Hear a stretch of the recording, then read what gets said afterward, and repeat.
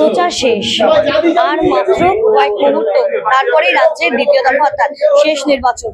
এই মুহূর্তে আমি রয়েছি নোয়াপাড়া কেন্দ্রে। কি করছেন, কি ভাবছেন? আমার সাথে নোয়াপাড়া কেন্দ্রে তৃণমূল প্রার্থী তৃণাঙ্কুর ভট্টাচার্য রয়েছে। দাদা, শেষ মুহূর্তে রাত পোহালেই ভোট, তার আগে কর্মীদের সাথে সারাদিনকে এইভাবেই কাটছে? হ্যাঁ, মোটামুটি তাই।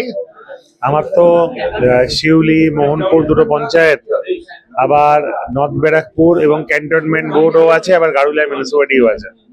আমি সব জায়গায় ঘুরে গিয়ে বসছি, কথা বলছি, এজেন্টদের ফোন করছি, তাদের একটু উৎসাহিত করছি। সবাই তো এক্সপিরিয়েন্স, এত বছর ধরে ইলেকশন করে আছে। তৃণমূল কংগ্রেসের শক্তি এইটাই। এখন আমরা আমাদের হোম ম্যাচ খেলছি। এত ভালো কর্মী আর কোনো রাজনৈতিক দলের নেই, এবং এরা এত গুছিয়ে কাজ করে এবং এত ভালো বোঝেন, এরা আমার থেকে বেশি ভালো বোঝেন। আমি বরঞ্চ নবাগত, তো এদের সঙ্গে থাকছি, এদেরকে একটু উৎসাহিত করছি, শিখছিও বলতে পারেন। আর এই ফ্লেভারের কোনো বিকল্প নেই। এই যে আড্ডা, গল্প, এই উত্তেজনার। হ্যাঁ, তবে এখন আমি অনেক বুঝতে পারছি জিত আসছে, ভালো বোধহয় জিত আসছে, এটা আলাদা ফ্লেভার আছে। তো সেইভাবেই চলছে, এবং দেখুন দিনের শেষে সবাই ঘুরে আবার পার্টি অফিসে ঢুকছে। এখন বড় ব্যবধানে জিতবো বুঝতে পারছি, উপলব্ধি করছি। আর এখানকার মানুষ যেভাবে সাড়া দিচ্ছেন, এটা খুব জরুরি। আমাদের কর্মী সমাজ এতটা সিরিয়াস, দেখুন ওনার একটা ফর্ম কোনোটা পাচ্ছেন না, উনি চলে এসছেন। এখন আমরা প্রায় ঝগড়া করছেন কেন ওনারটা হচ্ছেন না।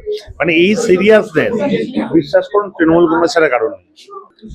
দেখুন, আবারও বলছি, আগেও বলেছি, আবারও বলছি, জিতবো, বড় ব্যবধানে জিতবো। আমি জিতছি না, এখানে জিতছেন মমতা ব্যানার্জি, অভিষেক ব্যানার্জি। আমি জিতছি না, এখানে জিতছে মমতা বন্দ্যোপাধ্যায়, এত বছর উন্নয়ন। আমি জিতছি না, এইখানে গলিতে গলিতে যেভাবে রাস্তা হয়েছে, যেভাবে আলো হয়েছে, যেভাবে আগামী দিনে যে সামান্য জলের সমস্যা, যে মমতা ব্যানার্জি, অভিষেক ব্যানার্জি বলেছেন জলের সমস্যা সমাধান করবেন, আরো বিভিন্ন সারা বছর উন্নয়ন এবং মমতা বন্দ্যোপাধ্যায়ের প্রকল্পগুলো হচ্ছেই জিতছে। এবং সারা বাংলার একই হাল। আজকে যে কোনো তৃণমূলের পার্টি অফিসের বাদ দিয়ে আপনি সিপিএম, কংগ্রেস বা বিজেপির পার্টি অফিসে যান, সিপিএম তবুও কিছুটা গোছানো অবশ্যই। আপনি আর বিজেপির পার্টি অফিসে যান, দেখবেন হয়তো নিয়ে বসে গেছে।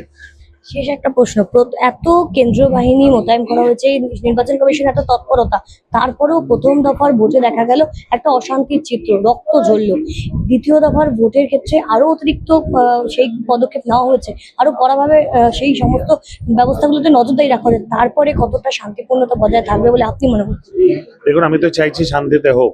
আমি তো জানি যে অর্জুন সিং ইউপি বিহার থেকে লোক ঢুকিয়েছে, তাদের গাড়ি করে এসছে গেছে, সেটা লোকজন দেখেছে।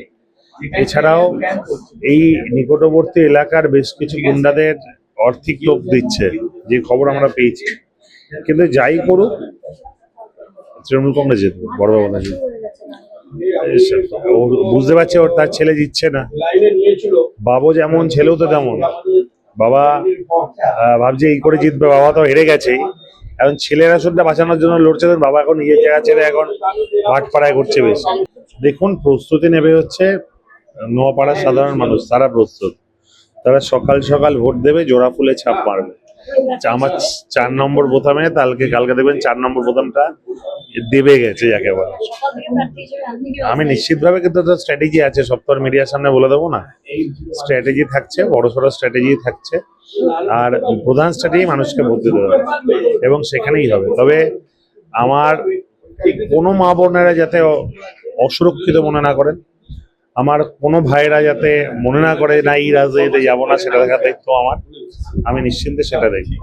বোঝা যাচ্ছে না, মানে উনি যেখানেই, উনি যদি মানে ভাটপাড়া থেকে নোয়াপাড়া দাঁড়িয়েছেন, যদি অন্য কোনো পাড়াতেও দাঁড়াতেন, সেদিনও অর্জুন সিং দাঁড়ালে একই বিষয় ভয় থাকতো। দেখা যাক। আমি চাইবো মানুষ ভোট দিক, শান্তিপূর্ণ ভোট দিক, এবং এই তার পছন্দ মতন যাকে ভালো নয় তাকে ভোট দিক, সবাই ভোট দিতে আসুক। এটা গণতন্ত্রের জয়, এটা গণতন্ত্রের উৎসব। একদিকে বিজেপি প্রার্থী অর্জুন সিং, আর একদিকে তৃণমূল প্রার্থী তৃণাঙ্কুর ভট্টাচার্য। কার দখলে থাকছে এবারের এই নোয়াপাড়া কেন্দ্র, এখন সেদিকে তাকিয়ে এখানকার ভোটাররা। ক্যামেরায় পার্থপ্রতিম হালদারের সাথে শ্রীঞ্চেরি পোদ্দার, সঠিক বার্তা।